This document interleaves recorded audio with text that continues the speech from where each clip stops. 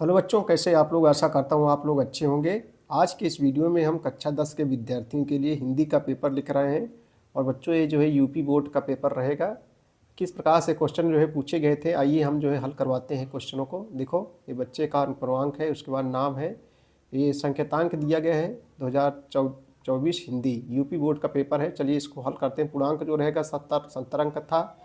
समय 3 घंटे 15 मिनट मिले थे। नोट में प्रारंभ के 15 मिनट परीक्षार्थियों को प्रश्न पत्र पढ़ने के निर्धारित है और सभी प्रश्न बच्चों अनिवार्य है। इसमें 20 बहुविकल्पीय प्रश्न मिलेंगे जो ओमार पत्र पर नीले तथा काले बाल पॉइंट कलम से सही विकल्प वाले गोले को प्रारूप काला कर चिन्हित करें। नीला अथवा काला प्रिंट ओमार शीट आपको मिली होगी, उसके बाद में आप काला किए होंगे बच्चों। ठीक है, देखो दिया है, पश्चात कांटे तथा इसका हाइटनर का प्रयोग न करें। ठीक है, प्रश्न देखो, इसमें अतिलघुत्तरी लघुत्तरी वर्णात्मक प्रश्न को अतिलघुत्तरी कहते हैं और इसके बाद लघुत्तरी दीर्घोत्तरी प्रश्न दिए थे। चलिए आइए हम लोग देखते हैं क्वेश्चनों को। सबसे पहले हम लोग विकल्पी प्रश्नों को जो है देखेंगे, जो एक एक नंबर का जो है रहेगा। वैदेही वनवास के रचनाकार कौन है? पहला क्वेश्चन विकल्पी का, वैदेही वनवास के रचनाकार कौन है? तो बच्चों सही जवाब सी हो जाएगा यहाँ पर, अयोध्या सिंह उपाध्याय हरिऔध। वैदेही वनवास के जो रचनाकार हैं अयोध्या सिंह उपाध्याय हरिऔध हैं। प्रयोगवाद के कवि कौन है? भूषण है कि आज्ञेय है कि स्मितानंदन पंत है कि महादेवी वर्मा? बच्चों प्रयोगवाद के जो कवि हैं वो आज्ञेय जी हैं। भाव विलास के रचनाकार कौन है? भाव विलास के रचनाकार जो है कवि देव जी हैं। सही जवाब जो है ए हो जाएगा यहाँ पर। छत्रसाल दशक किनकी रचना है? छत्रसाल दशक जो है किनकी रचना है? पद्माकर की है कि बिहारी की है कि मतीराम की जो है भूषण की? तो बच्चों 4 का सही जवाब क्या हो जाएगा? तो 4 का बच्चों सही जवाब जो है सी हो जाएगा, भूषण की हो जाएगा। छत्रसाल दशक की किसकी रचना है? तो भूषण की रचना है।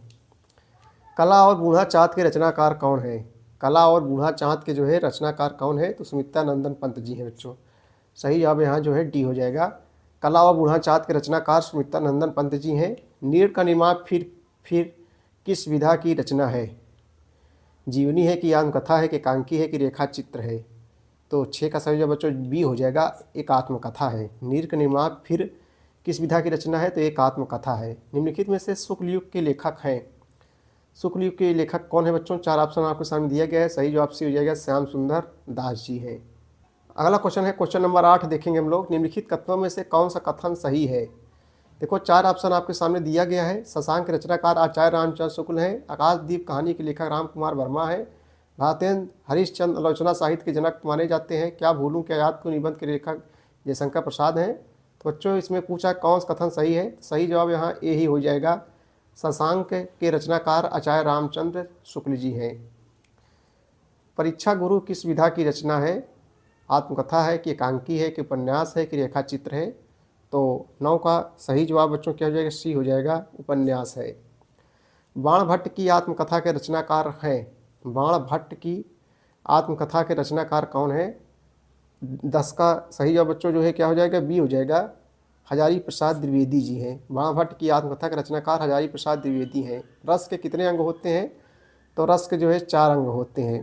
सही जवाब जो है 11 का जो है बी हो जाएगा। रस के कितने अंग होते हैं? 4 रस होते हैं। पायो जी मैंने राम रतन धन पायो पंक्ति में कौन सा अलंकार है? पायो जी मैंने राम रतन धन पायो पंक्ति में कौन सा अलंकार है? तो यहाँ बच्चों जो है रूपक अलंकार है। सोरठा के पहले चरण में कितनी मात्राएं होती हैं? तो सोरठा के पहले चरण में जो है 11 मात्राएं होती हैं। सही जवाब जो है सी हो जाएगा। चलिए आगे देखते हैं। निर्दय शब्द में प्रयुक्त उपसर्ग होगा। देखो जो उपसर्ग होता है आगे लगता है निर्दय, निर उपसर्ग होगा, और जो प्रत्यय होता है वो पीछे लगता है। उपसर्ग जो है आगे लगता है और प्रत्यय पीछे होता है। पास से प्रत्यय, पास से पीछे। ठीक है, तो निर्दय शब्द में बच्चों कौन सा उपसर्ग है? निर उपसर्ग है, निर्दय। और प्रत्यय जो होता है पीछे लगता है। नील गाय में कौन सा समास है? नीली है गाय। नील गाय में कौन सा समास है? तो सही जवाब बच्चों जो है क्या हो जाएगा यहाँ पर? ए हो जाएगा, कर्मधारय समास। नील गाय में कौन समास है? कर्मधारय समास है। खेत का तत्सम रूप क्या होगा? खेत का क्षेत्र हो जाएगा। खा का छा में परिवर्तन, तत्सम, ये तद्भव है खेत, इसका जो है तत्सम हो जाएगा, क्षेत्र हो जाएगा। ठीक है भैया, खा का छा में परिवर्तन। हो जाता है। युष्मत शब्द का पंचमी विभक्ति बहुवचन रूप क्या होगा? युष्मत होगा। सही जवाब जो है यहाँ सी हो जाएगा। युष्मत शब्द का पंचमी विभक्ति बहुवचन रूप क्या होगा? युष्मत हो जाएगा। भाववाच्य में किसकी प्रधानता होती है? भाववाच्य में जो है किसकी प्रधानता होती है? तो क्रिया की प्रधानता होती है। सही जवाब बच्चों जो है 18 का सही जवाब जो है सी हो जाएगा। भाववाच्य में किसकी प्रधानता होती है? क्रिया की प्रधानता होती है। वाक्य के कितने तत्व होते हैं? 2, 3, 8, 4। तो 19 का सही जवाब ये हो जाएगा। वाक्य के 2 तत्व होते हैं। अभिकारी पद को अन्य किस नाम से जाना जाता है? तो अभिकारी पद को अव्यय पद के नाम से भी जाना जाता है। तो बच्चों ये थे 20 के सही जवाब। चलिए आगे देखेंगे हम लोग वर्णनात्मक प्रश्न जो है। देखो ये 6 नंबर का है। निम्नलिखित गद्यांश पर आधारित 3 प्रश्नों के उत्तर दीजिए। यहाँ से आपको बच्चों 6 अंक जो है मिलेंगे। उपयुक्त गद्यांश का सारांश लिखिए, रेखांकन की व्याख्या कीजिए, सुदृढ़ भाव का क्या अर्थ होता है, अथवा करिए। चाहे इसको कीजिए चाहे इसको कीजिए। ठीक है भैया, 2 में से एक आपको जो है करना है। अब देखो यहाँ से निम्नलिखित पद्यांश पर आधारित प्रश्नों को 3 उत्तर दीजिए। यहाँ से भी आपको 6 नंबर। अभी गद्यांश था, अब देखो पद्यांश है। उपयुक्त पद्यांश संदर्भ लिखिए, अंश की व्याख्या कीजिए। देखो रानी मैं जानी अजानी महा पवी पहान तू, इसमें 6 अंक आपको मिलेगा अथवा करके। चाहे इसको कीजिए और चाहे इसको कीजिए। ठीक है भैया, आगे देखेंगे। देखो रेखांकित अंश की व्याख्या कीजिए। उपयुक्त पद्यांश किस योद्धा का वर्णन किया गया है? निम्नलिखित संस्कृत गद्यावट में किसी एक अवतरण का संदर्भ सही हिंदी में अनुवाद कीजिए। यहाँ से भी आपको जो है 5 अंक जो है मिलेंगे। संस्कृत का है संदर्भ सहित अनुवाद करना है। 2 अथवा जहाँ का किए रहेगा 1 करना, चाहे इसको कीजिए चाहे इसको कीजिए। बच्चों बहुत कठिन नहीं है, जो बच्चे पढ़ेंगे कर लेंगे। दिए गए संस्कृत पद्यांश किसी एक का संदर्भ सही हिंदी में अनुवाद कीजिए। यहाँ से आपको 5 नंबर मिलेगा। संस्कृत पद्यांश से किसी एक का अथवा के करके दिया है ना, तो चाहे इसको कीजिए चाहे इसको कीजिए। देखो 2 में से 1 करना है आपको। 5 नंबर क्या है? अपने पठित खटकाव्य के आधार पर दिए गए प्रश्नों किसी एक का प्रश्न उत्तर दीजिए। यहाँ 3 नंबर जो आपके यहाँ पढ़ाया जाता है। कुछ के यहाँ जो है अगर पूजा चलता है, कुछ के यहाँ मेवाड़ मुकुट चलता है। जो बच्चों आपके यहाँ पढ़ाया जाता है वो आप जो है करिए।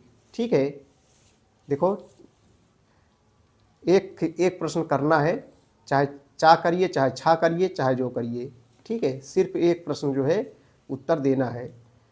दिए गए लेखों में किसी एक लेखक का जीवन परिचय देते हुए उनकी जो है प्रमुख रचना दीजिए, उल्लेख कीजिए। जयप्रकाश भारती, पद्मलाल पुन्नलाल बख्शी, जयशंकर प्रसाद। यहाँ 5 अंक जो है आपको मिलेंगे।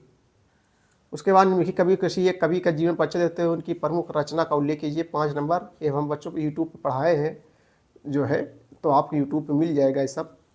अपनी पाठ्य पुस्तक में खंडकाव्य कोई श्लोक लिखिए जो इस पत्र में ना आया हो। मतलब एक श्लोक लिखना है जो इस पत्र में ना आया हो। ठीक है भैया, 2 नंबर मिलेंगे। निम्नलिखित में किन्हीं 2 प्रश्नों के उत्तर संस्कृत में दीजिए। यहाँ से आपको 2 नंबर मिलेंगे। निम्नलिखित में किसी एक विषय पर निबंध लिखिए। निबंध बहुत सरल होता है, बच्चे अपने मन से इसके लिखेंगे, पूरा अंक जो है मिलेगा। हर वर्ष जो है परीक्षाओं में सब पूछे जाते हैं। विज्ञान से संबंधित याद कर लीजिए ना, तो कठिन नहीं है। 7 नंबर आपको यहाँ से एकदम क्लियर मिल जाएगा।